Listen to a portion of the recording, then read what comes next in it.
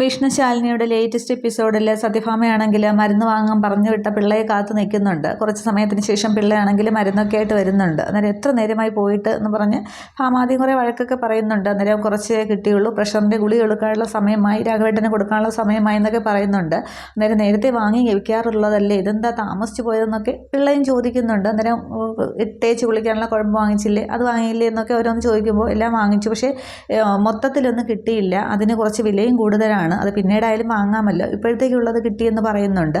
അന്നേരത്തേക്ക് പൊന്നി അങ്ങോട്ടത്തേക്ക് വരുന്നുണ്ട്. അന്നേരം പിള്ളയോട് പറയുന്നുണ്ട്, ഇനി താനാണെങ്കിൽ നമുക്ക് പൈസ തരാനുള്ള ആ ലിസ്റ്റ്, ആളുകളുടെ ലിസ്റ്റ് ഇങ്ങോട്ടെടുത്ത് വിഷ്ണു വരുന്നവരെ നോക്കിയിരുന്നാൽ ശരിയാകില്ല എന്ന് പറയുമ്പോൾ പൊന്നിയുടെ കയ്യിലേക്ക് ആ വാങ്ങിച്ച മരുന്നൊക്കെ അങ്ങോട്ട് കൊടുക്കുന്നുണ്ട്.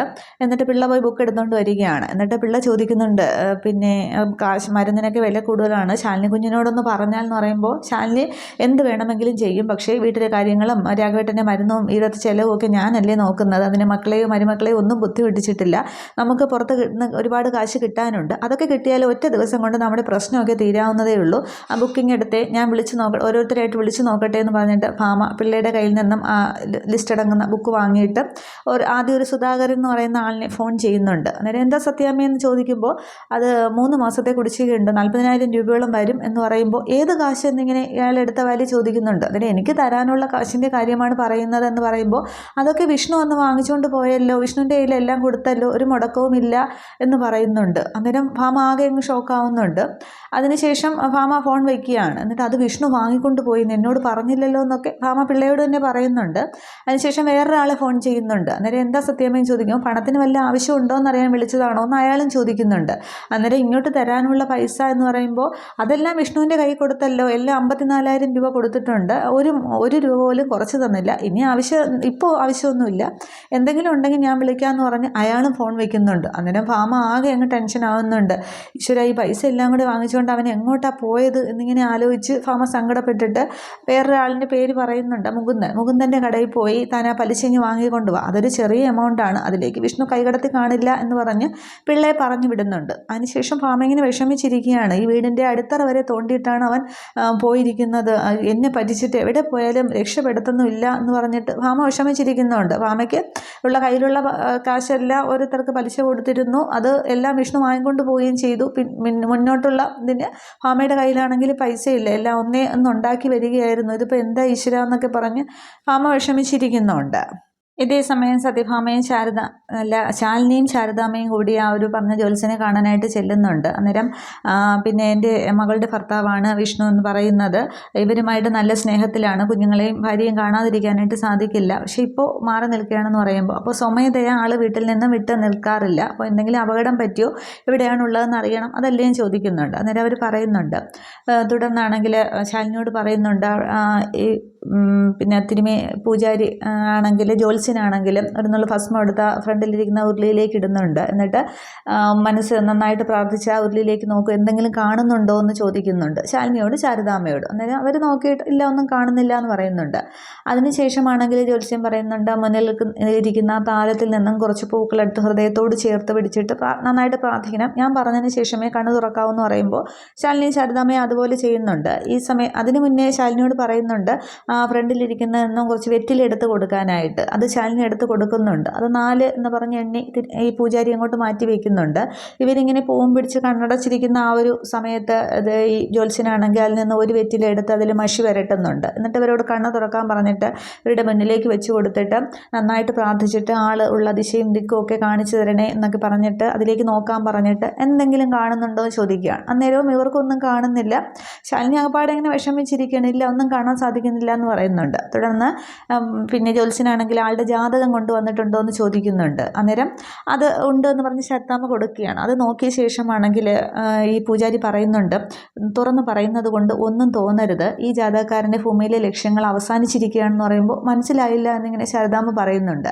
അന്നേരം നമ്മൾ ജനിക്കുമ്പോൾ തന്നെ നമുക്ക് കുറേ ഉദ്ദേശ ലക്ഷ്യങ്ങളൊക്കെ കാണും, അത് അവസാനിച്ച് കഴിഞ്ഞാൽ പിന്നെ നമുക്ക് ഭൂമിയിൽ നിൽക്കാനുള്ള അവകാശമില്ല, അതിനുശേഷം 1 വർഷക്കാലം ആത്മാവായിട്ട് നമ്മുടെയൊക്കെ കൂടെ തന്നെ കാണും കാണും എന്ന് പറയുമ്പോൾ ശാലിനി അങ്ങ് എഴുന്നേൽക്കുന്നുണ്ട്. എന്നിട്ട് പറയുകയാണ് ഈ ജാതകക്കാരൻ്റെ ഭൂമിയിലെ ലക്ഷ്യങ്ങൾ അവസാനിച്ചു കഴിഞ്ഞു, ആൾ ഈ ഭൂമിയിലില്ല, ജീവനോടെ ഇല്ല എന്ന് പറയുമ്പോൾ ശാലിനി അങ്ങ് എഴുന്നേൽക്കുകയാണ്. എന്നിട്ട് പറയുന്നുണ്ട്, ഇല്ല, ഇത് ഞാൻ ഒരിക്കലും വിശ്വസിക്കില്ല.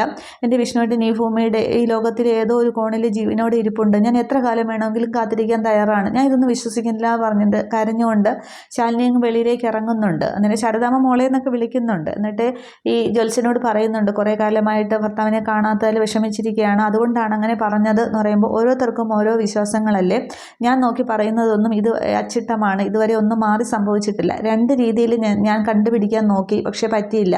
അതുകൊണ്ടാണ് ജാതകക്കാരൻ്റെ കാണാതായ ആളിൻ്റെ പിന്നെ ജാതകം ചോദിച്ചത്. അതിലിങ്ങനെയാണ് കാണിച്ചിരിക്കുന്നത്, നിങ്ങളിനി എവിടെ നോക്കിയാലും ഇയാൾ ഈ ഭൂമിയിൽ ഇല്ല എന്ന് തന്നെ ഉറപ്പിച്ച് ഈ തിരുമേനി. പിന്നെ ഓരോരുത്തരുടെ വിശ്വാസമല്ലേ, നിങ്ങളുടെ ലക്ഷ്യമായിട്ട് നിങ്ങൾ മുന്നോട്ട് പോവുക, ഞാൻ പറഞ്ഞതെല്ലാം സത്യമാണ് എന്നിങ്ങനെ പറയുന്നുണ്ട്. അങ്ങനെ ശാരദാമ്മയും ആകപ്പാടെ ഇങ്ങനെ വിഷമിച്ചിരിക്കുന്നുണ്ട്. പുറത്തേക്ക് ഇറങ്ങിയ ശാലിനിയാണെങ്കിൽ ഈ ജ്യോത്സ്യം പറഞ്ഞ ഓരോ വാചകങ്ങളും ഇങ്ങനെ മനസ്സിലൂടെ ഓർമ്മിക്കുകയാണ്. വിഷ്ണു എങ്ങും ജീവിച്ചിരിപ്പില്ല, മരിച്ചു എന്ന് തന്നെയാണ് അവിടെ ജ്യോത്സ്യൻ വ്യക്തമായിട്ട് ശാലിനിയോട് അങ്ങനെ പറഞ്ഞതും. അങ്ങനെ ശാലിനി ഇങ്ങനെ കണ്ണൊക്കെ നിറഞ്ഞിങ്ങനെ ആകെ വിഷമിച്ച് നിൽക്കുകയാണ്.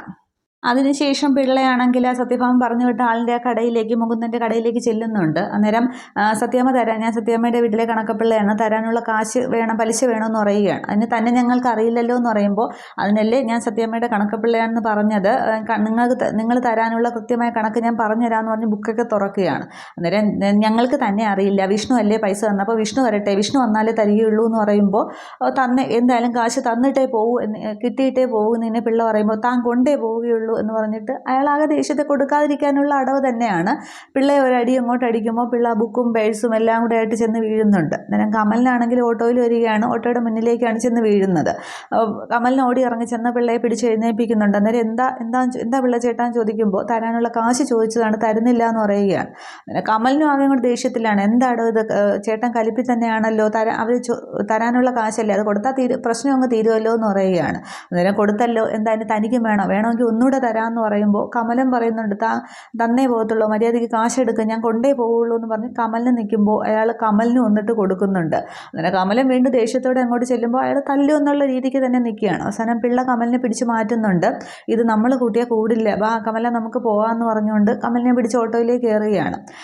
ഓട്ടോ സീറ്റിലേക്ക് കയറി എന്നിട്ട് കമലൻ പറയുന്നുണ്ട്, അടുത്തുള്ള ഹോസ്പിറ്റലിൻ്റെ ആംബുലൻസിൻ്റെ നമ്പർ ഇതാ വാങ്ങി വെച്ചോ, ഇനി കാശ് വാങ്ങാൻ വരുന്നതേ ആശാനായിരിക്കും, തൻ്റെയൊക്കെ ചീട്ട് കീറും എന്ന് പറഞ്ഞിട്ട് കാണിച്ചു തരാടോ എന്നൊക്കെ പറഞ്ഞ് കമല ദേഷ്യത്തിലെ പിള്ളയും കൊണ്ട് വണ്ടിയെടുത്ത് പോകുന്നുണ്ട്.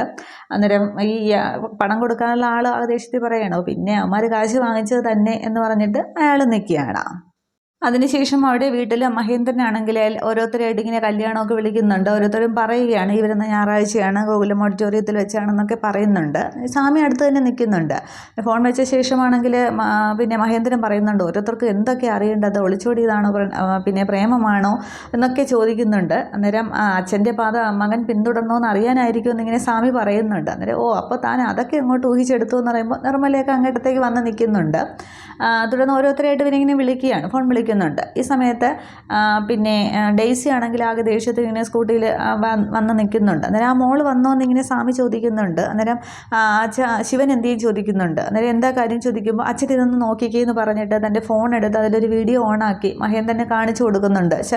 ഡെയ്സി ആണെങ്കിൽ അതൊരു ലോക്കൽ യൂട്യൂബ് ചാനലാണെങ്കിൽ തലേ ദിവസം ജോൺ അബ്രഹാം എടുത്തില്ലേ ശാലിനിയും ശിവനും കൂടി അവിടെ നിന്ന് ഭക്ഷണം സംസാരിക്കുന്നത്, അത്. അപ്പോൾ കളക്ടർ ഭർത്താവിനെ കാണാതെ ഇങ്ങനെ വിഷമിച്ചിരിക്കുമ്പോൾ കളക്ടറുടെ രാത്രി സഞ്ചാരം സ്വന്തം ഭർത്താവിനെയാണോ അന്വേഷിക്കുന്നത് അതോ മറ്റുള്ളവരുടെ ഭർത്താവിനെയാണോ എന്ന് ഇൻട്രൊഡക്ഷനൊക്കെ പറഞ്ഞിട്ടാണ് ഈ ഒരു വീഡിയോ ഇങ്ങനെ കാണുമ്പോൾ മഹേന്ദ്രൻ ഇങ്ങനെ ആകെ ഷോക്കാവുന്നുണ്ട്. നിർമ്മല ഇത് കണ്ട് നിൽക്കുകയാണ്.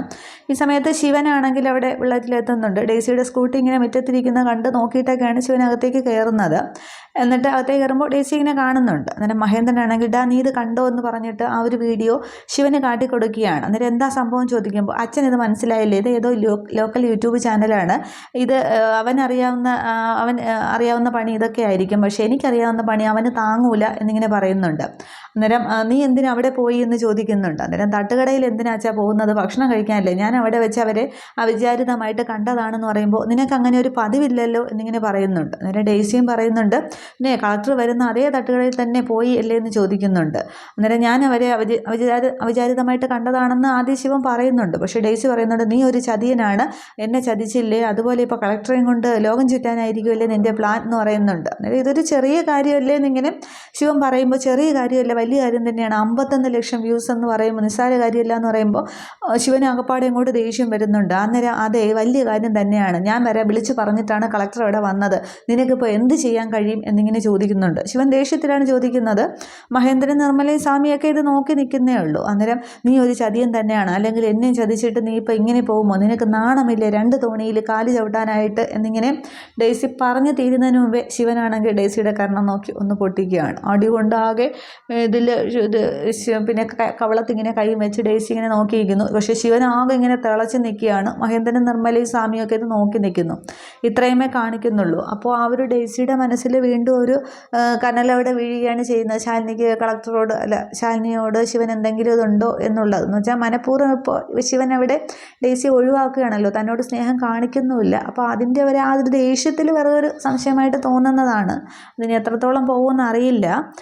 പക്ഷേ ഇവിടെ ആ ഒരു നിശ്ചയിച്ചുറപ്പിച്ച കല്യാണവും നടക്കുമെന്നും അറിയില്ല. അതിന് അടുത്തടുത്ത എപ്പിസോഡുകൾ വരുമ്പോഴത്തേക്കും നോക്കാം. പിന്നീട് ശാലിനി ആണെങ്കിൽ അവിടെ ആ ഒരു ജ്യോത്സ്യം പറഞ്ഞ രീതിയൊക്കെ അനുസരിച്ച് വിഷമിച്ചാണ് വീട്ടിലേക്ക് പോകുന്നത്. അതിന് സത്യഭാമയോട് പറയുമ്പോൾ അവിടെ ഇനി എന്തൊക്കെ പ്രശ്നങ്ങളുണ്ടാകും എന്നൊക്കെയാണ് നമുക്കറിയേണ്ടത്. അതൊക്കെ കാണാം. Okay, thank you.